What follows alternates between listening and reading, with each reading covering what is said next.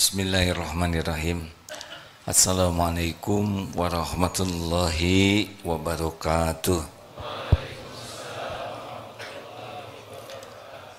Alhamdulillahi rabbil alamin, alladzi khalaqal mauta wal hayata liyabluwakum ayyukum ahsanu amala wa huwal azizul ghafur.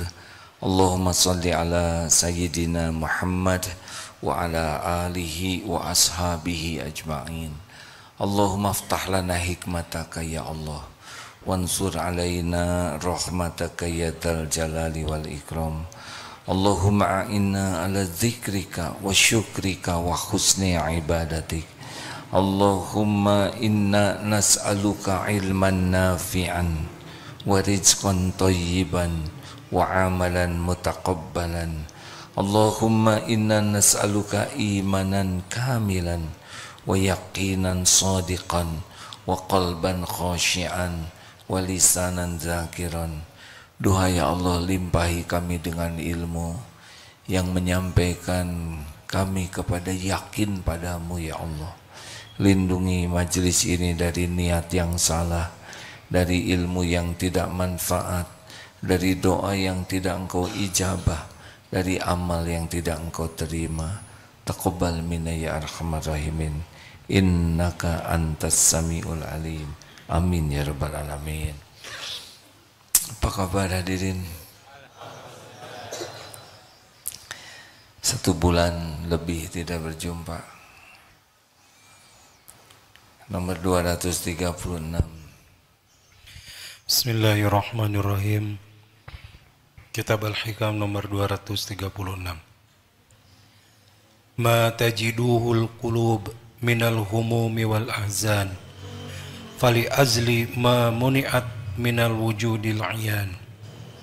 Semua yang dirasakan oleh hati atau perasaan dan pikiran dari berbagai macam kerisauan itu, maka semata-mata karena masih tertahan dan belum dapat melihat musyahadah kepada Allah.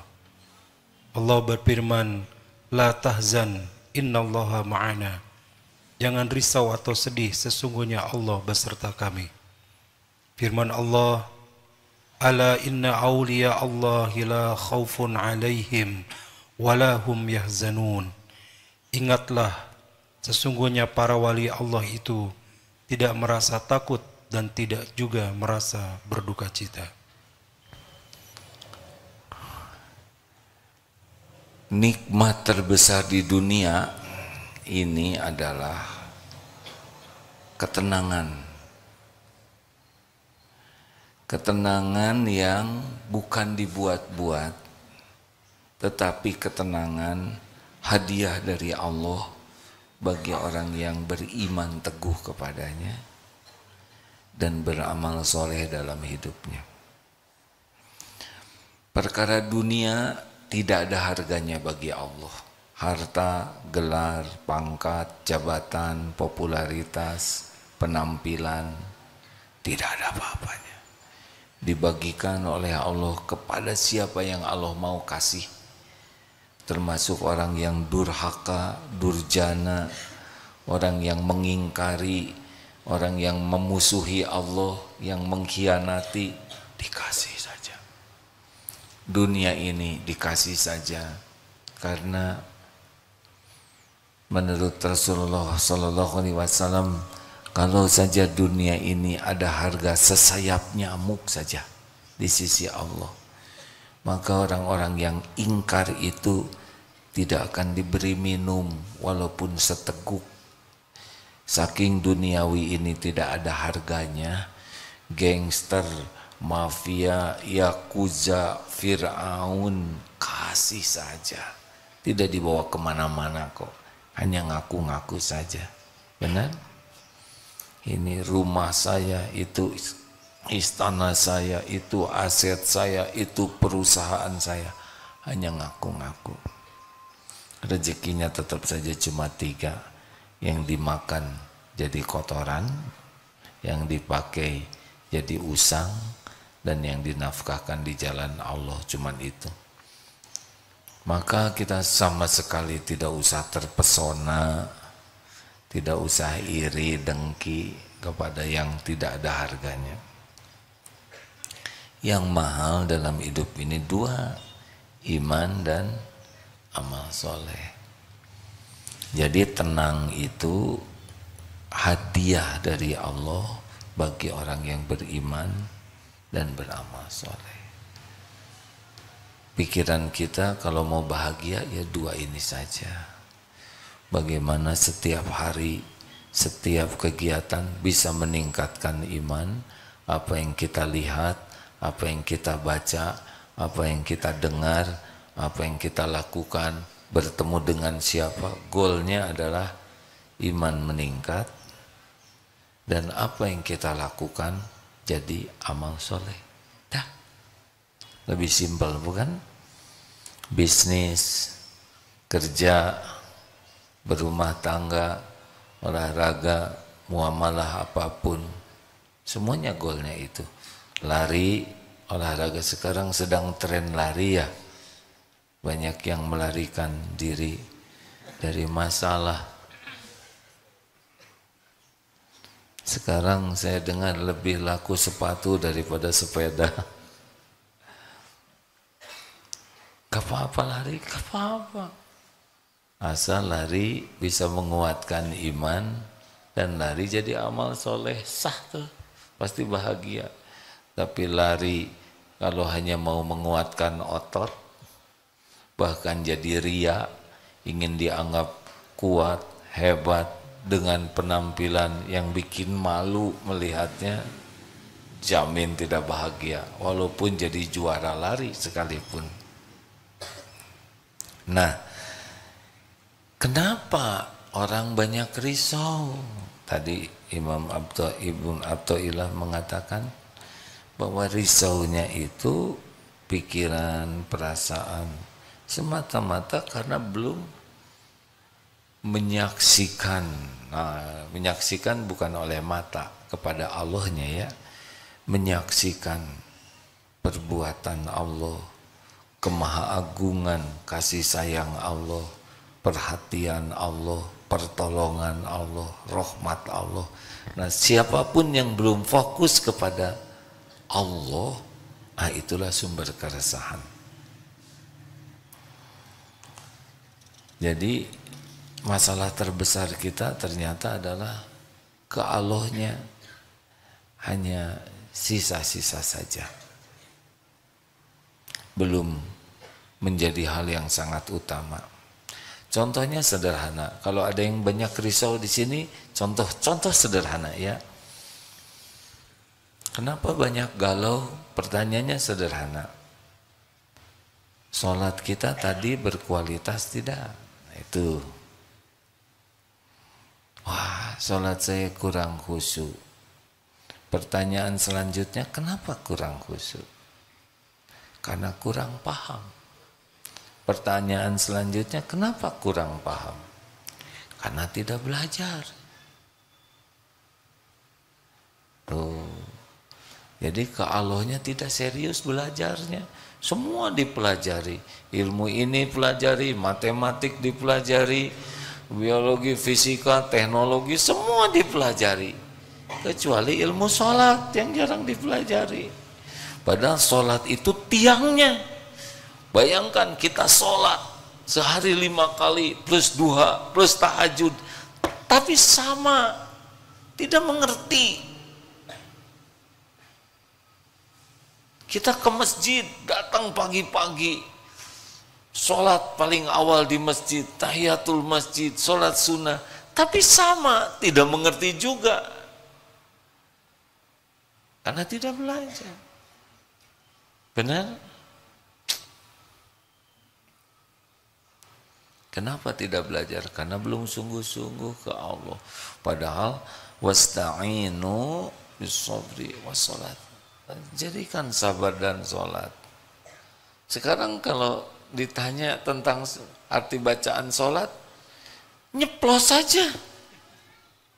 Fatihah tidak ngerti, iftitah tidak ngerti, subhana rabbiyal azim tidak mengerti juga, rabbighfirli warhamni tidak mengerti.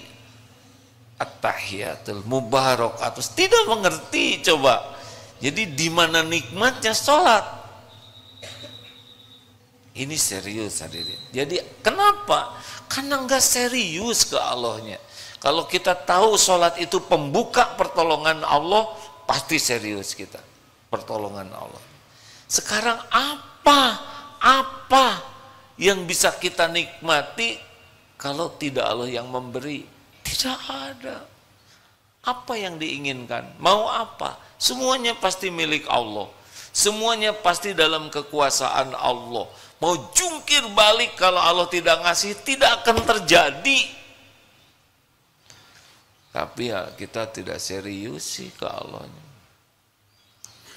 Jadi kita sering menganggap ini masalah dengan keluarga, ini masalah dengan anak, istri saya masalah, suami saya masalah, mertua saya ikut campur, tetangga masalah, semua dijadikan masalah. Lah masalahnya yang inti adalah kita tidak serius ke Allahnya. Benar atau benar? Semua dipikirkan, segala dipelajari, segala dibaca, kecuali yang serius ke Allahnya enggak. Contohnya sholat. Sederhana saja, sholat. Berapa banyak kita yang doa pakai bahasa Arab dan tidak tahu yang kita minta. Kan? Amin, amin, amin, amin, amin. Padahal lagi ngobrol dia bahasa Arab. Karena nggak ngerti. Kenapa? Karena tidak mau belajar. Betul tidak? Kenapa tidak belajar tentang doa, tentang bacaan sholat, tentang ayat? Karena enggak serius yakin Allah yang bisa nolong. Ayo. Jadi fondasinya aja kita enggak pasang. Jadi aslinya kita teh sibuk enggak puguh lah. Pak, waduh, segala dilakukan, segala dikerjakan, segala dibaca, segala dipikirkan. Tapi yang paling penting tidak. Selanjutnya kita juga sering belajar, seperti belajar teori berenang, detail sekali. Begini caranya. Tapi nggak pernah masuk ke air. Kan? Bisa nggak jago berenang? Tidak sedikit yang belajar agama, tapi nggak masuk ke dalam praktek, ya. Itu belajar berkuda, teorinya begini, tapi nggak pernah naik kuda, nggak bisa. Nah, jadi harus gimana dong? Kalau mau bahagia tidak punya pilihan. Ala inna awliya Allahi la khawfun alaihim walahum yahzanun. Ingatlah para kekasih Allah itu tidak merasa takut dan tidak sedih dengan dunia ini. Lalu Asyibli berkata, siapa yang benar-benar mengenal Allah tidak akan risau dan tidak berduka selamanya. Gini maksudnya ya, yang saya pahami. Misal ini ya, ini saya menceritakan yang dibayangkan tentang orang yang yakin ke Allah. Kalau dilihat dari bacaan dan ilmu, orang yang yakin ke Allah, misalkan dalam situasi yang sangat sulit, yakin ada Allah yang menguasai semua kesulitan. Yakin kesulitan ini terjadi dengan izin Allah. Yakin kesulitan ini sudah diukur oleh Allah. Yakin Allah memperhatikan kita yang sedang dalam kesulitan. Dan Allah sudah janji akan menolong orang yang bertawakal kepadanya. Sedangkan Allah maha dekat, lebih dekat dari siapapun mengetahui tentang kita. Semua pertolongan ada dalam kekuasaannya. Semua makhluk ada dalam genggamannya. Semua rizki miliknya. Dan dia memperhatikan kita setiap saat. Tahu kita sedang lapar, tahu kita kehausan, tahu kita sedang sakit, sedangkan tidak ada yang lebih menyayangi kita selain yang menciptakan kita. Coba gimana kalau orang sudah punya keyakinan gitu kan? Anteng tidak kan? Nggak jawab. Karena belum ketahuan oleh kita ya. Saudara kita di Palestina, bagi yang tingkat keyakinannya sudah mantap ya kan, meninggal sudah pasti sudah waktunya dicabut nyawa oleh Allah. Meninggal terbunuh jadi syuhada, hadiahnya masuk surga tanpa hisab. Itu yakin itu. Sekarang saya lihat yang sedang tertimpa satu keluarga itu di video. Ini anak saya besar kemungkinan sudah meninggal di samping saya, yang kiri karena masih bayi. Ini yang besarnya di sebelah kanan mungkin juga sudah meninggal karena beliau tertimpa di atas tempat tidurnya dengan anaknya. Beliau badannya tertimpa. Zikir saja terus. Ini biiznillah pasti ada hikmahnya. Allah melihat, Allah mengetahui apa yang saya rasakan. Tidak ada satupun yang luput dari pengetahuan Allah. Pasti ini yang terbaik bagi saya. Coba, kebayang tidak? Nah inilah sebetulnya kekayaan kita hadirin. C, B, Y. Kalau presiden yang lalu, S, B, Y. CBY apa? Cepat. Kembalikan urusan apapun kepada Allah. B-nya banyak, sering mengingat Allah. Y-nya yakin kepada Allah dengan segala janji dan jaminannya. Inilah yang harus kita kejar nih. Latihannya. Jangan ada delay. Apapun yang terjadi, biiznillah, biiznillah. Ternyata di Mekah kemarin suhunya 52 derajat, 51,8. Panas tidak? Di sini suhu berapa? Jam 4 kan? Suhu 27. Nah 2 kali ini kurang dikit. Panas hadirin. Sendal juga melenting. Kalau ingat panas tegang. Ingat Allah yang menciptakan panas. Kalau panas bisa membuat meninggal, berarti semua jamaah haji meninggal ya. Benar? Yang meninggal yang sudah waktunya. Ingat panas, ingat Allah. Ingat pada semuanya yang ada di sana makhluk Allah. Mau ke WC antri, ingat Allah yang mengatur semua ini. Tetap aja yang antri juga sekarang pada pulang ya kan. Justru yang sekarang masih bertahan di Mina ingin di WC sendirian jadi masalah. Ingat apapun segera ke Allah. Digigit nyamuk langsung ingat Allah. Ini nyamuk ciptaan Allah. Ngegigit dengan izin Allah. Pasti ada hikmahnya. Sariawan ingat Allah. Tidak ada orang sariawan. Jerawat, kok begini pelajaran tauhid? Ya memang begini. Tidak ada satupun yang lepas dari izin Allah. Nah masalahnya enggak ingat ke Allahnya. Seakan-akan kalau sariawan itu kecapean. Benar, itu ada syariatnya. Tapi ingat sariawan, ingat Allah. Ingat anak, ingat Allah. Apapun yang dilihat, ini ciptaan Allah. Ini milik Allah. Ini dalam kekuasaan Allah. Datang yang nagih, ini hamba Allah. Pulang ke rumah, lihat keluarga, ini ciptaan Allah, milik Allah, dalam kekuasaan Allah. Lihat makanan, Allah yang menyiapkan, Allah yang mengumpulkan. Dimakan enak, Allah yang membuat rasa. Jadi nggak bisa lupa ke Allah tuh. Sekarang kita lepas Allahnya, benar? Kalau sakit yang pertama diingat obat, dokter, rumah sakit, Allahnya tidak. Malah ada gereja terbakar, ingat Allah tuh. Aduh Tuhan, Allahu Akbar katanya gitu. Ada salah, itu salah ngomong ya.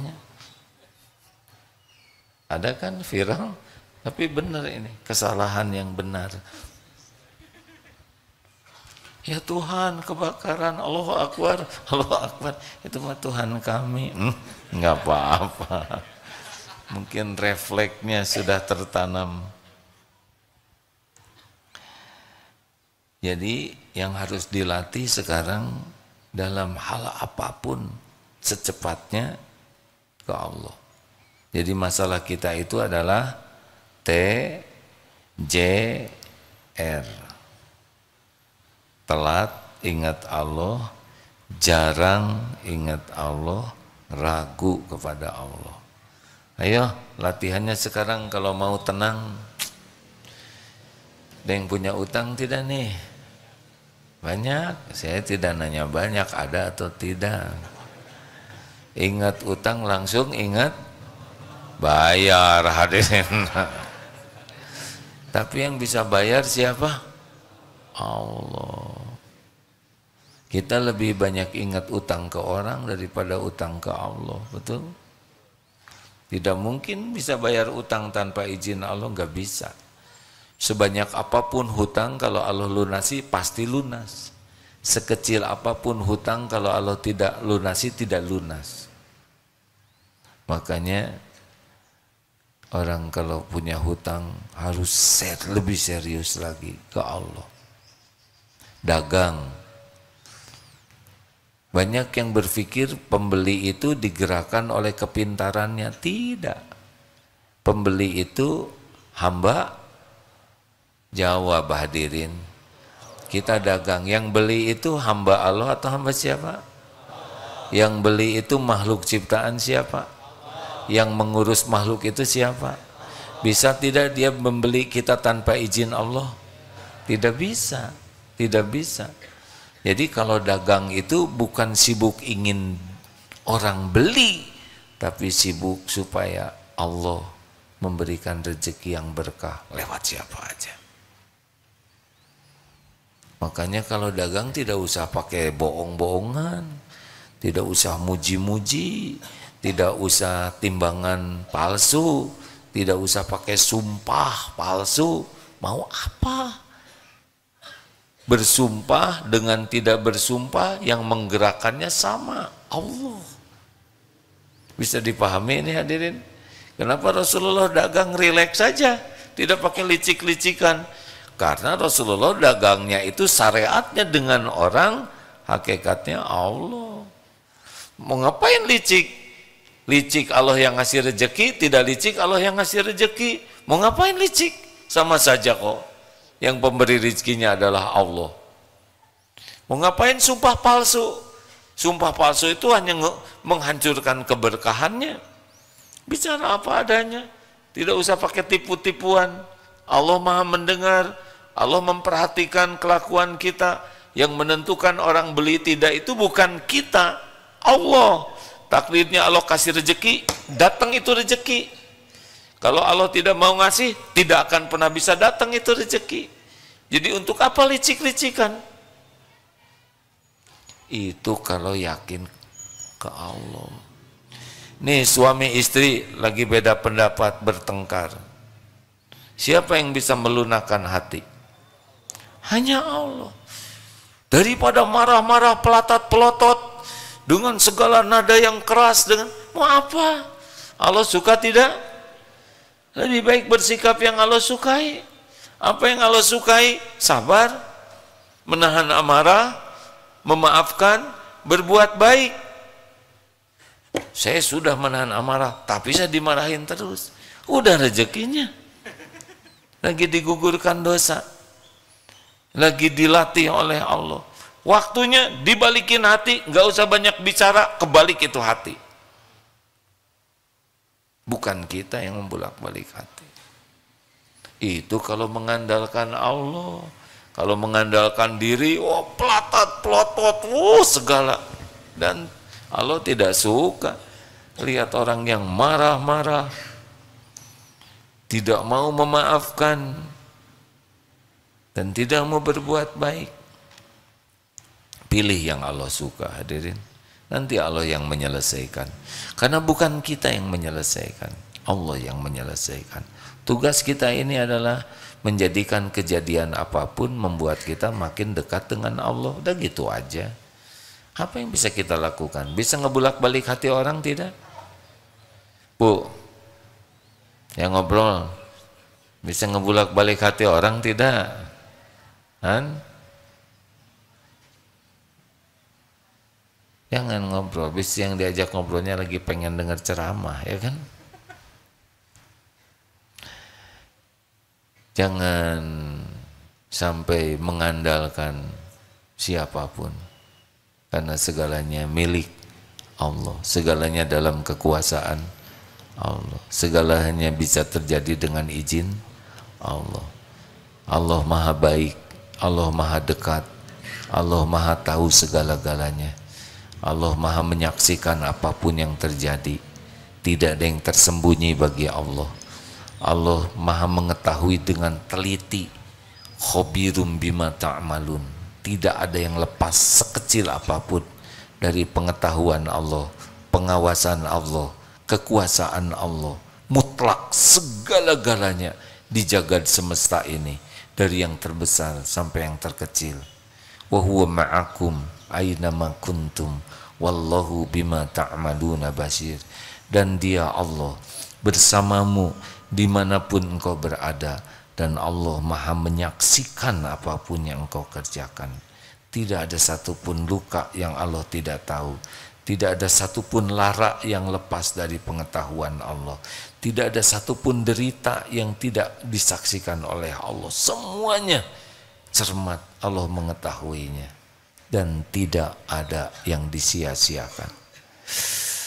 Begitulah orang yang yakin kepada Allah tuh akan senantiasa bersama Allah, sehingga apa gitu, pokoknya masalah kita itu TJR, telat kembali ke Allah, jarang ingat Allah, ragu kepada Allah dengan janji dan jaminannya.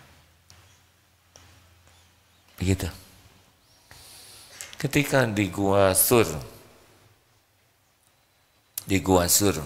ya kan, Rasulullah SAW berada di dalam gua bersama Abu Bakar As-Siddiq. Abu Bakar risau, lalu la tahzan innallaha ma'ana. Rasulullah mengingatkan, jangan sedih, risau, sungguhnya Allah bersama kita, bersama kami. Begitulah, yakinlah. Ada pertanyaan, silakan. Jadi jangan merasa Allah tidak tahu apa-apa, ya. Allah mengetahui keadaan kita, lebih tahu dari kita sendiri. Dan jangan merasa Allah melupakan kita. Tidak ada yang dilupakan Allah. Kita yang lupa ke Allah. Walaupun kita lupa ke Allah, Allah tahu tentang kita. Siapa yang ngurus kita kalau bukan Allah Subhanahu wa taala, kan? Semua musuh-musuh juga makhluk ciptaan Allah. Tentara-tentara Zionis itu sama, itu makhluk ciptaan Allah. Allah yang ngasih makan, Allah yang ngasih akal, Allah yang ngasih tenaga. Mereka jadi jalan saja, mengantarkan saudara-saudara kita mendapatkan pahala, sabar, penggugur dosa, mendapatkan syahid. Ya, berjuang begitu syariatnya. Ketika perang Hunain, musuh menyerang begitu banyak pakai panah, para sahabat berlarian. Yang ada paling depan Rasulullah SAW sendiri. Gimana bisa begini? Karena yakinlah Allah maha kuasa atas segala-galanya. Tidak ada satupun panah yang melesat kecuali Allah mengetahuinya. keyakinan ini jangan sampai membuat kita mengabaikan ikhtiar, ya. Misalkan naik ke atas tiang, Allah yang menguasai semua ketinggian, tidak akan jatuh. Ini perkataan benar, tapi ada satu kewajiban lainnya, menyempurnakan syariat. Jadi jangan konyol, ya. Seperti COVID kemarin, jangan takut ke virus, takutlah kepada Allah. Ini perkataan benar.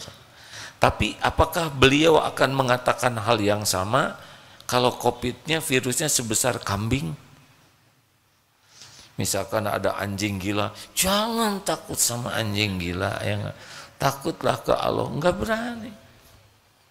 Karena ada khaufut tabi'i, takut yang tabiat yang sangat wajar. Ada ular, ya, kecuali waliullah. Saya dengar, ya, dari sebuah penjelasan Syekh Abdul Qadir Jailani sedang menceritakan kebesaran Allah.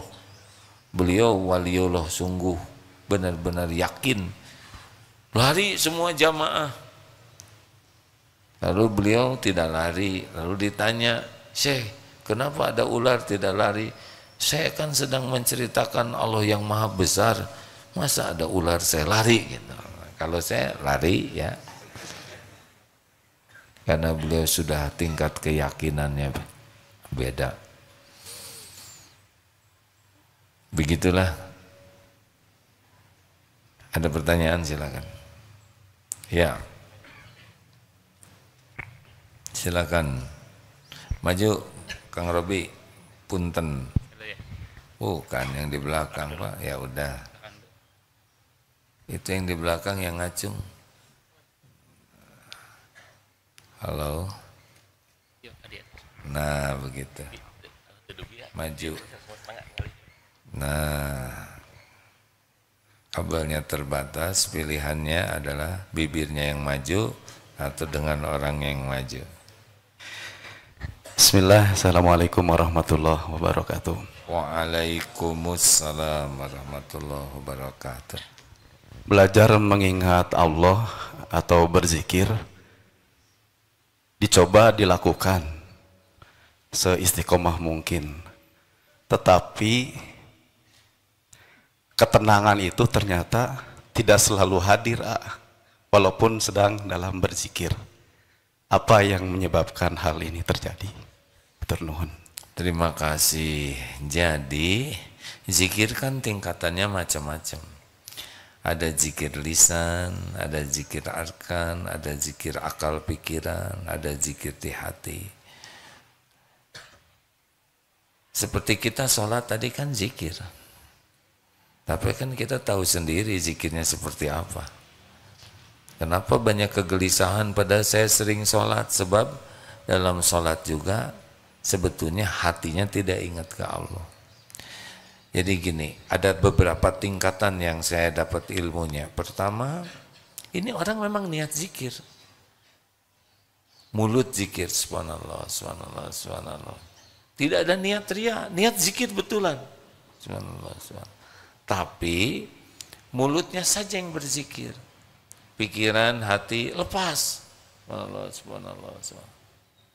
Mudah-mudahan sudah ada pahalanya dibanding dengan yang zikir dengan niat ria. Subhanallah, subhanallah. Ini tidak ada niat ria. Seperti pada sholat kan kita refleks zikir. Tapi dalam zikirnya lalai hatinya. Tapi mulutnya tetap nyebut. Nah ini masih zikir yang level-level yang lebih baik dari yang tidak zikir. Tetapi belum zikir yang sesungguhnya. Karena zikir yang sesungguhnya zikir dengan keyakinan. Ada juga yang zikir dia sadar sedang zikir. Subhanallah, subhanallah. Sadar nih saya lagi zikir nih. Tadi zikir tapi dia tidak sadar walaupun niatnya zikir. Subhanallah, subhanallah, subhanallah. Dia sadar sedang menyebut subhanallah tapi belum paham makna subhanallah. Tingkatan selanjutnya, alhamdulillah, alhamdulillah. Dia memahami segala puji bagimu ya Allah. Nah, ini sudah lebih enak nih. Alhamdulillah, astagfirullah, saya mohon ampun padamu ya Allah. Ini sudah lebih anteng karena sudah ada isinya. Ini sudah paham arti, tapi belum menjiwai. Ada lagi tingkat selanjutnya. Alhamdulillahi Rabbil Alamin. Kebayang nikmat yang Allah berikan. Kalau yang tadi yang ketiga baru memuji Allahnya, tapi yang ini menjiwai apa yang Allah berikan. Alhamdulillah, ingat mata. Alhamdulillahi Rabbil Alamin.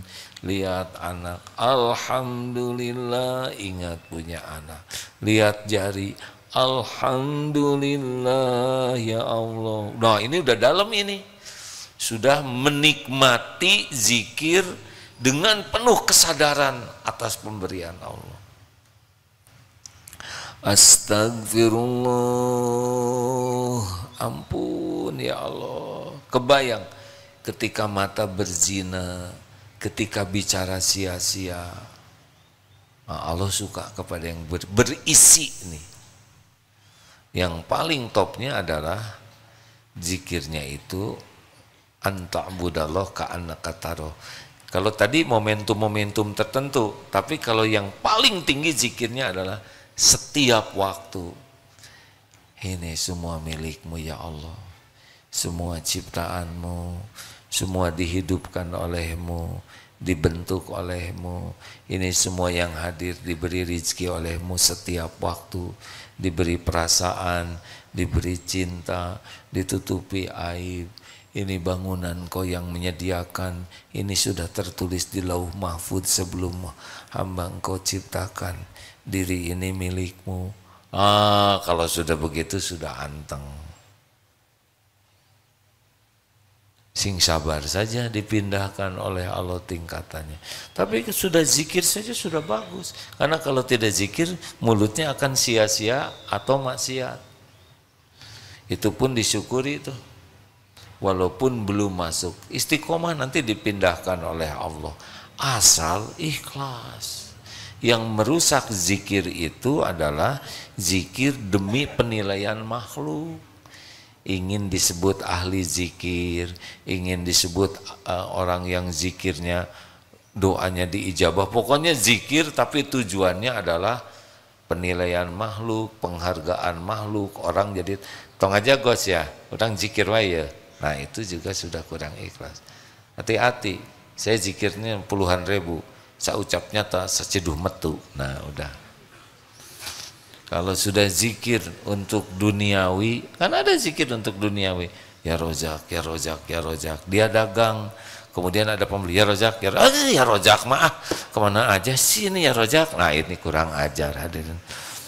Jadi dia dibidik supaya beli ke kita ya. Tahu-tahu kita bagian nyobain aja buahnya, belinya di sini. Aduh ya Rozak mau menikah tupisan, nggak boleh.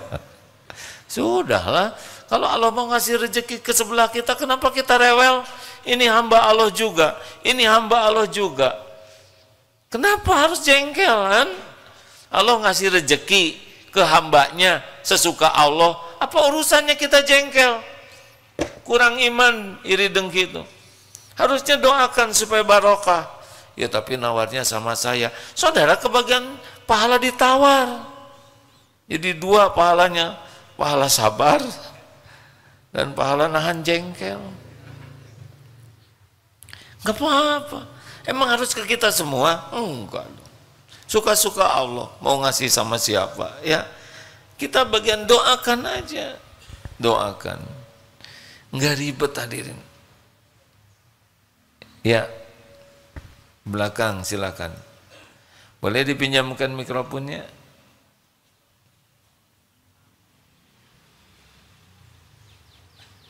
Nah kalau diam gini teh harus ingat Allah tuh lagi memperhatikan kita.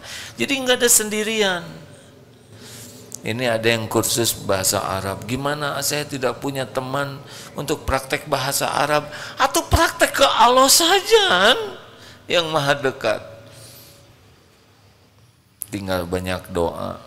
Ya Allah, uhibbuk ya Rabb. aku mencintaimu. Lanjut.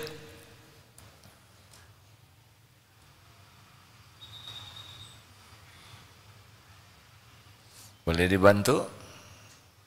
Ya, pakai bismillah dong. Bismillah dulu, ya nggak apa-apa.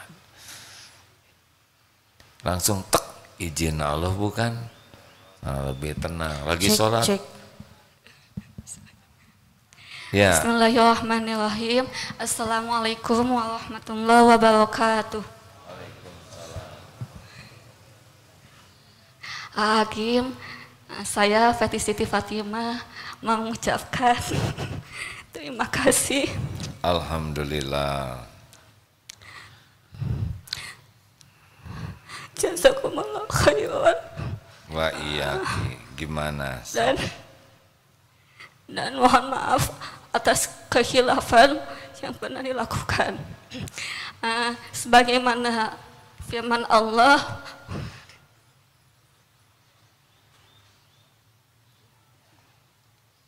sebut terjemahnya aja. Kalau lupa, Asta'inu bisabri wassalah. wasta'inu bisabri wassalah. Jadi gimana? Apa yang mau ditanyakan?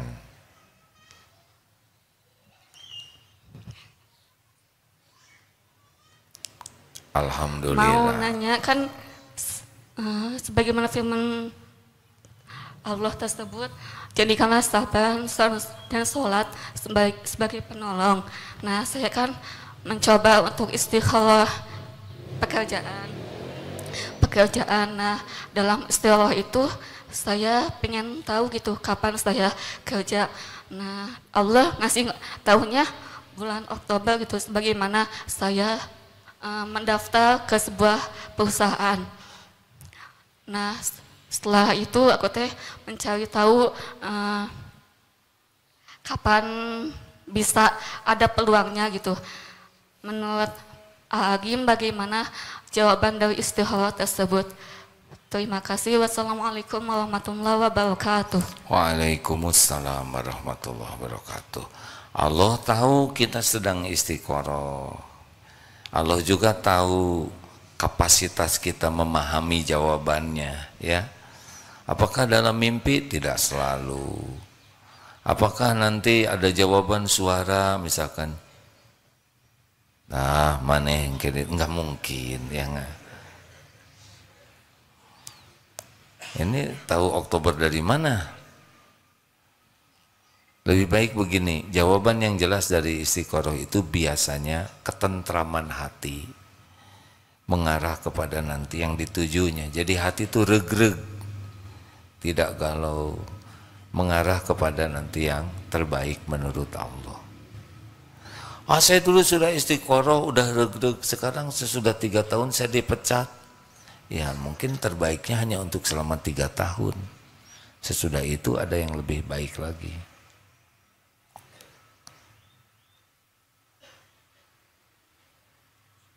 Emang sekaligus bekal terbaik seumur hidup, kan hidup ini ada episode-episodenya.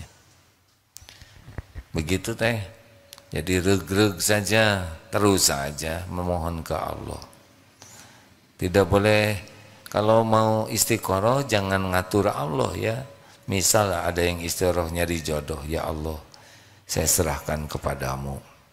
Tapi kalau bisa yang itu, kan mudah bagimu ya. Ya sudahlah, umpamanya gitulah. Enggak boleh istiqoroh, biar Allah memilihkan ya. Apakah kalau pilihannya satu harus istiqoroh? Istiqoroh juga antara iya dan tidak. Ya terakhir mau nanya, silakan. Ini dulu ya, sebentar deh. Depan. Iya. Bismillahirrahmanirrahim. Assalamualaikum warahmatullahi wabarakatuh. Waalaikumsalam warahmatullahi wabarakatuh. Alhamdulillah. Pak Ustadz, saya mau bertanya. Saya ini berprofesi sebagai tukang pijat selama ini. Dan sebelumnya saya pernah menolak untuk memijat seorang wanita. Namun saya pernah bertanya para Ustadz kembali, katanya tidak jadi masalah di mana tidak berniat untuk hal-hal yang macam-macam yang tidak baik dan harus ditemani oleh suaminya itu wanita. Padahal saya sudah menolak dia karena dia sudah memaksa, karena dia tidak kuat akan sakitnya, lalu saya tangani. Nah, ya, asalkan jangan sampai menyentuh badan. Selama saya berzikir, memijat tangan kakinya, tetap apakah saya berdosa selama ini? Begitu. Terima kasih. Assalamualaikum jadi warahmatullahi tidak wabarakatuh. menyentuh badan. Iya. Jadi jarak jauh pijatan. Bukan, maksud saya hanya tubuhnya saja. Oh, jadi tidak menyentuh badan, hanya tubuhnya asalkan saja. di batas tangan, kaki, dan kepala saya itu tidak jadi mengapa, katanya begitu. Dan itu pun asalkan ada suami, seperti itu. Pendapat itu bagaimana menurut Ustadz? Apakah tetap saya berdosa selama ini memijat wanita? Terima kasih. Assalamualaikum warahmatullahi wabarakatuh. Waalaikumsalam warahmatullahi. Kalau keadaannya darurat, Allah sudah ngasih kepada ade ilmu pijat, keseleo, kepelitek. Terus ada wanita jatuh dan minta tolong dan kemampuannya ada dan tidak ada wanita lain yang bisa menolong. Tolonglah. Tapi diusahakan ada yang lain, pakai sarung tangan dan secukupnya. Sambil dibawa ke yang lebih ahli gitu. Sama misalkan dokter gigi laki-laki, terus yang sakit giginya perempuan, jarak jauh nggak bisa kecabut ya kan.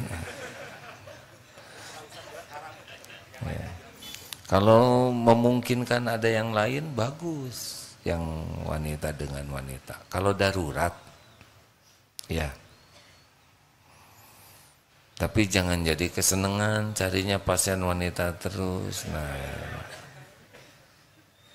kalau darurat mah ya, tapi darurat juga seminimal mungkin kita melakukan hal yang bisa menjadi fitnah supaya jangan ya.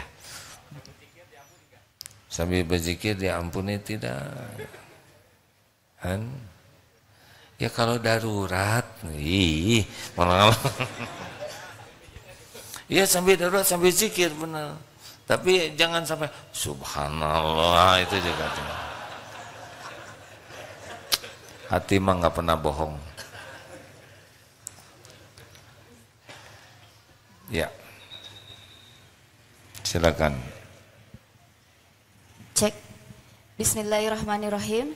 Assalamualaikum warahmatullahi wabarakatuh. Waalaikumsalam warahmatullahi wabarakatuh. Alhamdulillahirrabbilalamin. Perkenalkan AA, kami dari Bontang dan alhamdulillah saya Eka Wahyuni, kepala sekolah dari sebuah SD negeri SDN 012 Bontang Selatan. Alhamdulillah, dan alhamdulillah kasih, hari datang. ini bisa bertemu langsung dengan AA dan bisa bertanya. Alhamdulillah. Alhamdulillah. Kalimantan Timur, AA, Bontang, Kalimantan Timur. Alhamdulillah. Pada kesempatan ini saya ingin bertanya mengenai kesabaran. Bagaimana seorang pemimpin untuk selalu sabar menghadapi berbagai macam karakteristik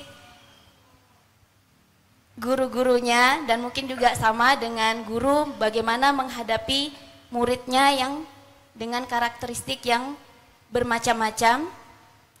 Dan kemudian yang ketiga, bagaimana untuk melatih kesabaran seorang yang belum memiliki jodoh. Terima kasih A, mungkin itu saja yang saya tanyakan.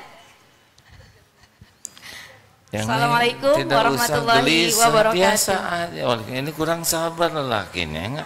Dengar begitu saja langsung bergerak-gerak, biasa saja.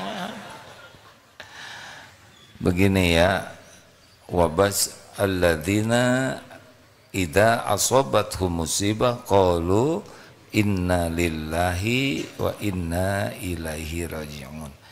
Jadi yang didapat ilmu sabar itu ada 3 di antaranya. 1, sabar ketika yang terberat, sabar ketika menjauhi maksiat. Yang kedua, sabar ketika melakukan taat. Yang ketiga, sabar ketika menghadapi musibah. Kuncinya sama, harus cepat kembali ke Allah. Itu tadi ketika menghadapi musibah, Bagaimana? Masih terus ngobrol Ibu? Yang nanyanya jangan ditanya ya. Lagi dengerin jawaban saya gitu, saya harus sabar. Udah. Kalau ada yang ngobrol saya akan diam, kata guru saya, jangan suka ganggu yang ngobrol katanya. Jadi kata kuncinya sama, harus cepat ingat ke Allah. Misal jadi pemimpin. Jadi pemimpin itu sayyidul qaum khadimuhum. Pemimpin satu kaum itu pelayan kaumnya. Nah, Allah menitipkan amanah yang dipimpin. Ini bukan bawahan. Nah, tugas kita itu adalah melayani teman-temannya ini.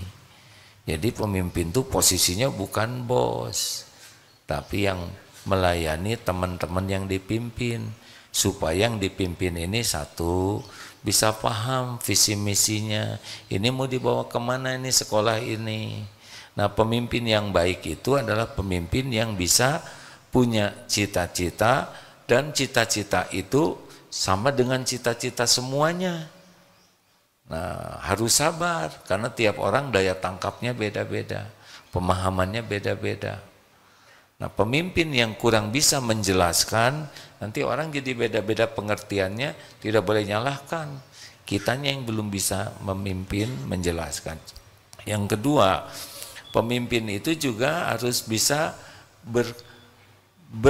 membuat suasana itu menjadi sinergi, ya. Jadi pemimpin tidak boleh pilih kasih, harus membuat orang itu jadi bisa bekerja sama. Contohnya begini yang paling sederhana.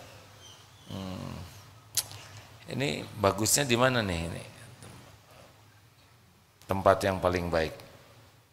Ini tempat tisu ini. Dek, ada di mana, Dek? Ada bisa bantu pindahkan ke tempat yang lain enggak? Nah, berarti saya belum bisa memimpin, ya. Kalau yang pemimpin ada yang ngajak diskusi, ada yang otoriter. Dek, tolong pindahin ini. Sekarang. Cepat, ya. Nah, itu juga pemimpin yang kalau diajak ngobrol nggak bisa, ya harus disuruh begini. Maaf ya. Ini pemimpin otoriter namanya, ya. Ada waktu tertentu yang memang tidak punya pilihan, harus segera tegas. Ada waktunya harus diskusi. Ada waktunya setengah diskusi, setengah memerintah. Nah, pemimpin seperti itu. Pemimpin harus lebih sabar dari yang dipimpin. Kalau pemimpin tidak sabar, dia tidak bisa memimpin. Bagaimana memimpin dirinya tidak bisa memimpin orang lain? Makanya pemimpin yang suka marah-marah biasanya kurang efektif. Yang boleh itu tegas dan santun. Kalau pemimpin pemarah biasanya tidak begitu efektif kepemimpinannya, karena orang hanya melakukan karena takut, bukan karena bahagia. Harus banyak belajar ilmu kepemimpinan, harus sabar, atau turun jabatan kalau pengen lebih sabar, ya. Jadi murid, ya. Sekarang murid SD, ya harus sabarlah. SD umurnya segitu, cara berpikirnya segitu. Kita nggak bisa menginginkan anak SD sesuai dengan pikiran gurunya. Selalu nggak bisa, ya. Kita harus berusaha agar anak-anak ini bisa menjadi lebih baik. Tapi tidak bisa standarnya harus selalu sama dengan standar guru. Coba kalau guru dengan murid SD meninggal sama-sama, kemungkinan ke surga yang mana? Murid atau guru?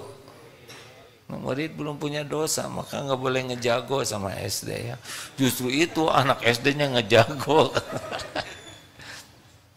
Banyak yang harus dipelajari deh. Tetapi intinya adalah zikrullah lah, ya. Oh, ini titipan Allah.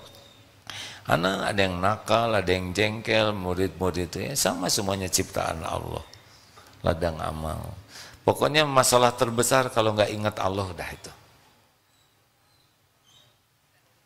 Nah, gitu.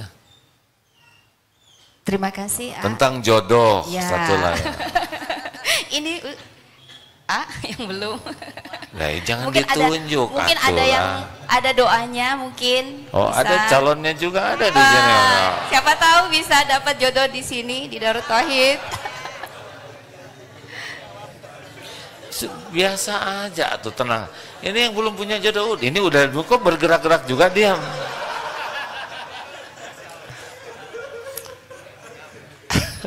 Jadi ketahuan, cicingnya biasa, cool gitu. Mana belum tentu jodoh, mau juga. Jangan-jangan saudara mau sama dia mau pulang ya. Gini, sama bab jodoh juga. Seberapa cepat kembali ke Allah, seberapa banyak ingat Allah, seberapa banyak yakin kepada janji Allah. Laki-laki perempuan yang menciptakan Allah, yang menjodohkan Allah. Tidak ada cinta yang ada di hati kecuali Allah yang menanam. Jadi mau jungkir balik gimana juga tetap saja Allah yang menentukan. Tapi dia udah janji mau menikahi saya, ternyata dia menikahi teman saya. Berarti jodoh teman, sederhana sekali ya.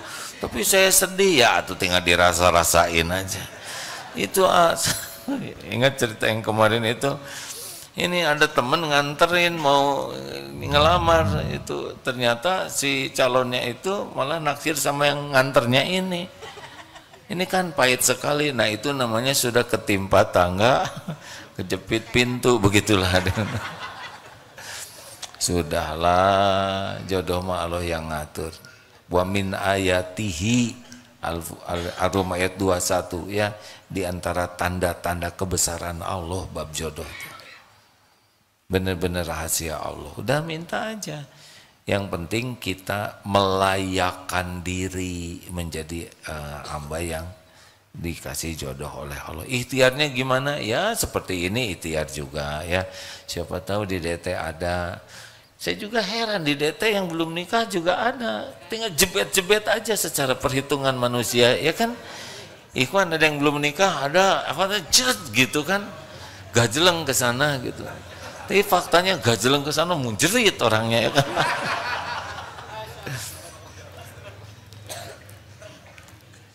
Rahasia Allah, benar-benar rahasia Allah.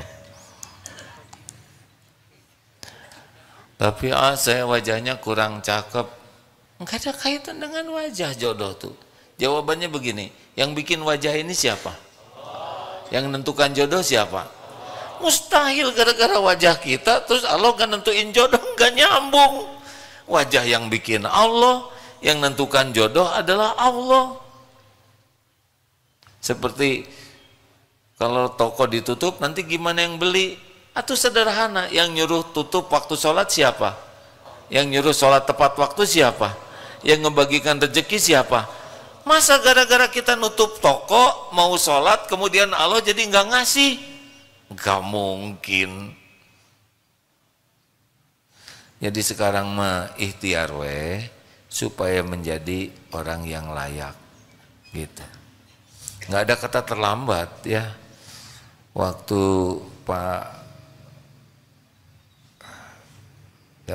calon presiden kemarin Pak Anies jadi gubernur Jakarta, waktu itu diundang untuk pernikahan massal. Ada itu yang suaminya 70 tahun, 74 atau istrinya 60 sekian gitu ya. Dan cinta pertama itu di akhir. Siapa yang ngomong di akhir hayat? Di akhir tahun. Beneran ini? Ya Allah. First love. Sudahlah, nggak usah dipikirkan. Nah, itu mau keluarga orang ya. Begitulah, tinggal minta saja yang banyak. Banyak istighfar dan husnuzon kepada Allah. Jangan terikat oleh umur. Wah, saya udah di atas 25. Ini mau 25, mau kepala 3, mau kepala 4, mau kepala 6 sama.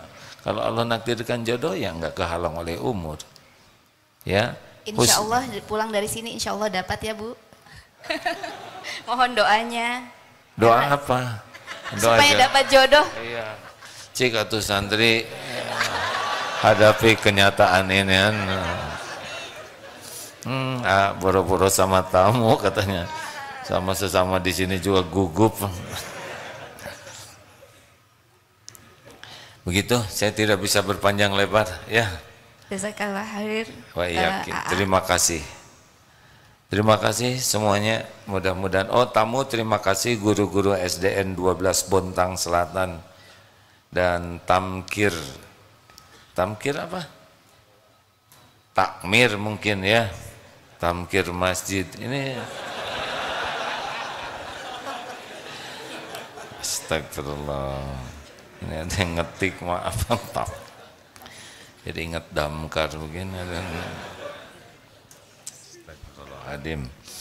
Allahumma salli ala Sayyidina Muhammad wa ala alihi wa ashabihi ajma'in.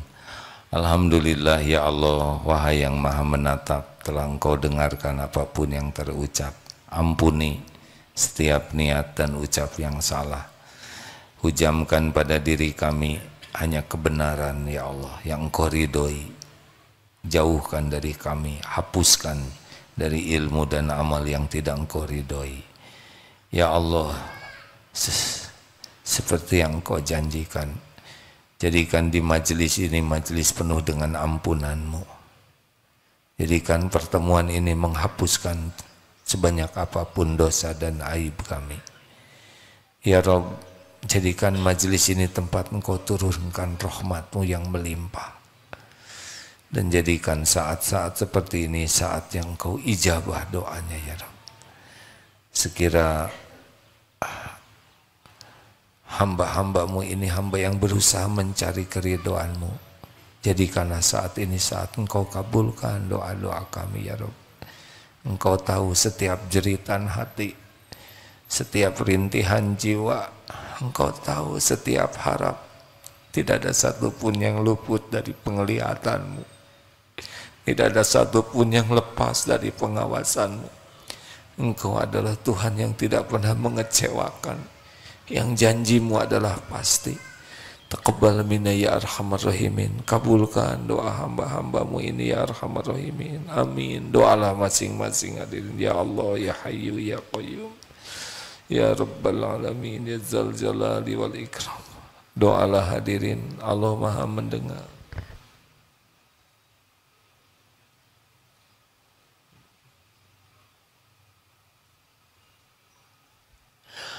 Amin ya Allah, taqabbal minna ya Hayyu ya Qayyum, ya Rahman ya Rahim.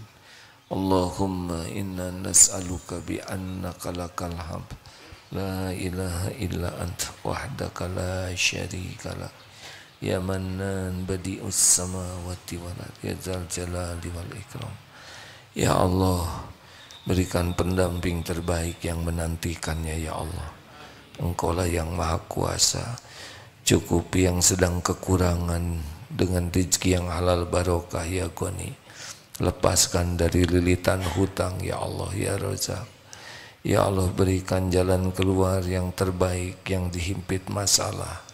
Ya Syafi, berikan kesembuhan bagi jamaah yang sedang sakit. Anta Syafi, la syifaan illa syifa'uk.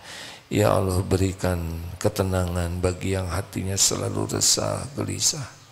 Berikan keluarga sakinah, keturunan yang soleh, solehah. Berikan, mudahkan hajat-hajat yang maslahat dunia akhirat. Allahumma a'izzal Islam wal muslimin. Allahumma ansur ikhwanana fi Filastin. Tolonglah saudara-saudara kami di Palestina ya Allah. Engkau menyaksikan segala-galanya. Engkau mengetahui segala-galanya. Engkau menguasai segala-galanya. Siapa lagi yang bisa menolong selain Engkau, penguasa langit dan bumi? Hasbunallah wa ni'mal wakil, ni'mal maula wa ni'man nasir. Tolonglah ya Allah menangkan kaum mukminin atas kaum zalimin. Rabbana atina fid dunya hasanah wa fil akhirati hasanatan wa qina adzabannar. Subhana rabbika rabbil izzati amma yasifun. Wassalamun alal mursalin walhamdulillah. Terima kasih.